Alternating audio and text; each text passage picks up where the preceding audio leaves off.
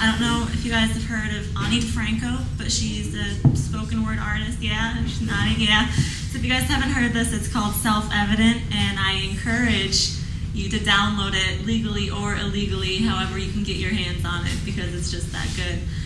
So it was written, I think she wrote it, what, like 2001, 2002, shortly after the World Trade Center attacks, and it's pretty timely, coming up on the election, and just some things that we're rehashing right now. So it's called Self-Evident. Us people are just poems. We're 90% metaphor with the leanness of meaning approaching hyper-distillation. And once upon a time, we were moonshine, rushing down the throat of a giraffe. Yes, rushing down the long hall, despite what the PA announcement says. Yes, rushing down the long hall, down the stairs in a building so tall that I'll always be there. It's part of a pair, there on the bow of Noah's Ark.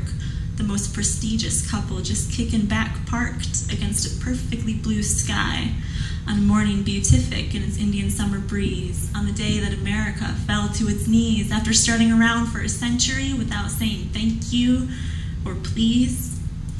And the shock was subsonic and the smoke was deafening between the setup and the punchline, because we were all on time for work that day. We all boarded that plane for it to fly, and then while the fires were raging, we all climbed up the windowsill, we all held hands and jumped into the sky.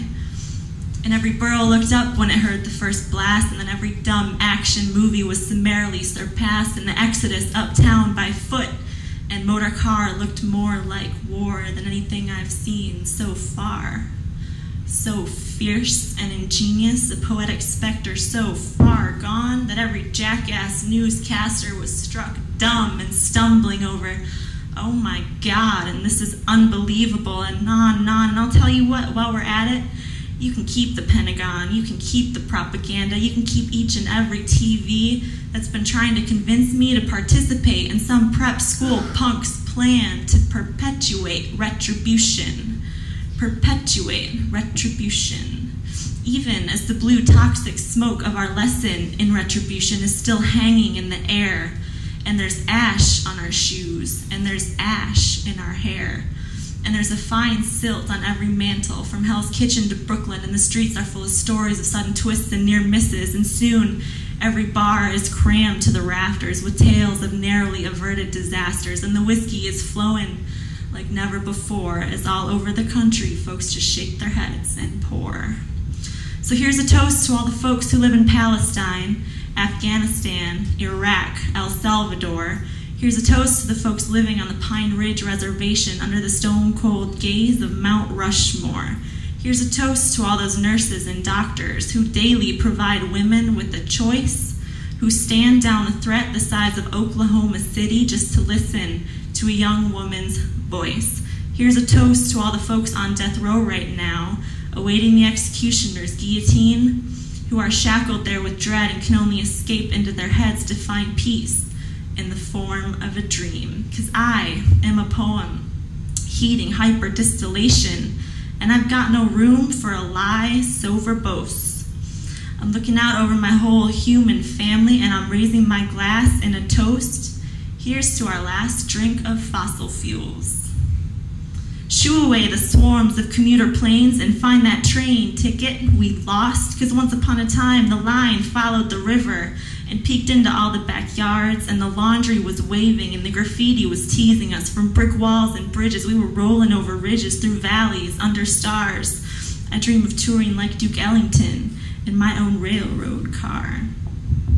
Give back the night its distant whistle, give the darkness back its soul, give the big oil companies the finger, finally, and relearn how to rock and roll. Yes, the lessons are all around us, and a change is waiting there. So it's time to pick through the rubble, clean the streets, and clear the air, and quit the hypocritical chance of freedom forever. Because when one lone phone rang in 2001 at 10 after 9 on 911, which is the number we all called when that lone phone rang right off the wall, right off our desk, and down the long hall, down the long stairs, in a building so tall that the whole world turned just to watch it fall. And while we're at it, remember the first time around? The bomb, the rider truck, the parking garage, the princess that didn't even feel the pee? Remember joking around in our apartment on Avenue D?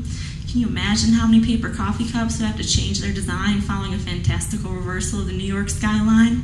It was a joke at the time. And it didn't have a clue. Look, another window to see through. Way up here on the 104th floor, look, another key, another door, 10% literal, 90% metaphor, 3,000 some poems disguised as people on an almost too perfect day should be more than pawns in some asshole's passion play. So now it's your job, and it's my job to make it that way, to make sure they didn't die in vain. Shh, baby, listen, hear the train.